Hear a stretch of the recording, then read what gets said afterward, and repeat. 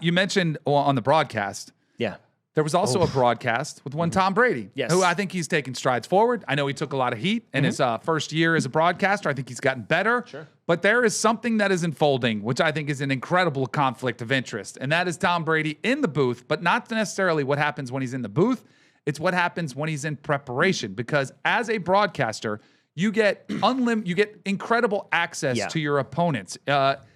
You get to talk to the other teams, you get to talk to the team's opponent, and you get to talk to all these coaches. And then after he's broadcasting a game, goes back where he's a 5% minority owner of the Las Vegas Raiders.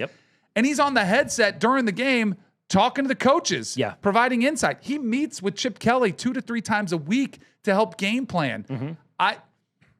It's an incredible conflict of interest that I think must drive a lot of teams nuts. Has to. It has to drive a ton of teams nuts. Let's go back to Tom Brady's career. He's never been a guy who's been completely like on the right side of a scandal. You know what I mean? So he's not. It's not out of the realm to think that he might utilize this. Think about just coming up now. The Raiders play the Bears in week 4, and he's scheduled to call the Cowboys and the Bears in week 3. So all the coaches that he's going to get access to and learn about these plays and learn about the intricacies of their offense.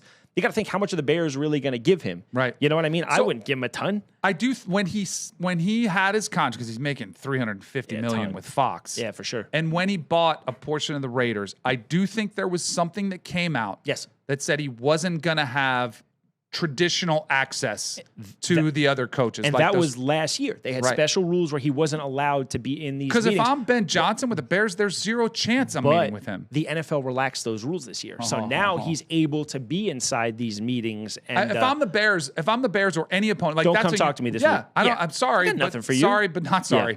Just say, you know what? It's too much of an advantage. I'm not giving you personnel insights and injury insights, things that you can use the very next week. And check this out. I was even thinking about, think about if he goes and sits with players. Maybe a player is a free agent next year. And Tom Brady, under normal owner circumstances, can't talk to these players because it's tampering, right? Yeah. He's not allowed to talk to these players till after the season's over. If I'm Tom Brady and I go sit down with a receiver and maybe he's pissed. You know, maybe he doesn't love his situation.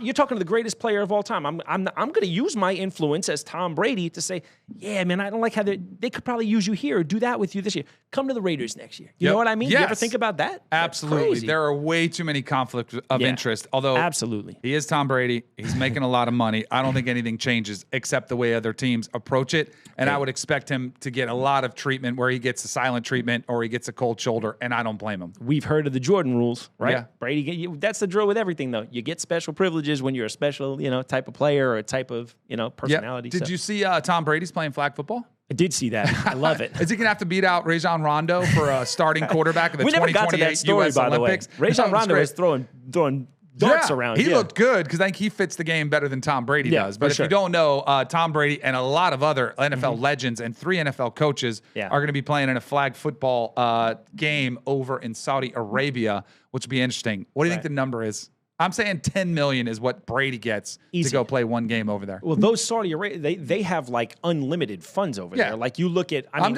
what's his number to say no? Okay, now I'm good. Well, I don't think Tom Brady needs another nickel for the rest of his life. But he's getting them, and he's got that type of leverage. He can say no. I'm telling you, man, we've talked about this a little bit. Like, my guilty pleasure is WWE. And I watch some of these shows. They just signed a deal to do WrestleMania over in Riyadh, Saudi Arabia or something like that.